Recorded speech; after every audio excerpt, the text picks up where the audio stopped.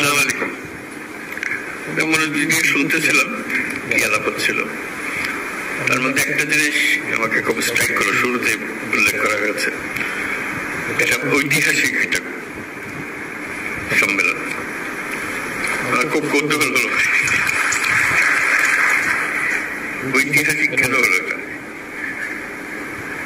তার মানে আগে কোনোদিন এরকম জেলা পর্যায় থেকে সিভিল সার্জনদেরকে নিয়ে এসে কথা বলার সুযোগ করা হয়নি, আমি সেটা জানতাম না। ডিসি সম্মেলন বলে একটা সম্মেলন হলো, আমাকে বোঝানো হলো যে এইভাবে সবাইকে একত্র করা হয়, তাদের সঙ্গে আলাপ আলোচনা। তো সেই সম্মেলন করতে গিয়ে আমি পরে প্রশ্ন করলাম, ডিসি সাহেবদের সম্মেলন হলো, পুলিশ সাহেবদের সম্মেলন হবে না? বলে না, এটা হয় না। আমি তো কেন হয় না?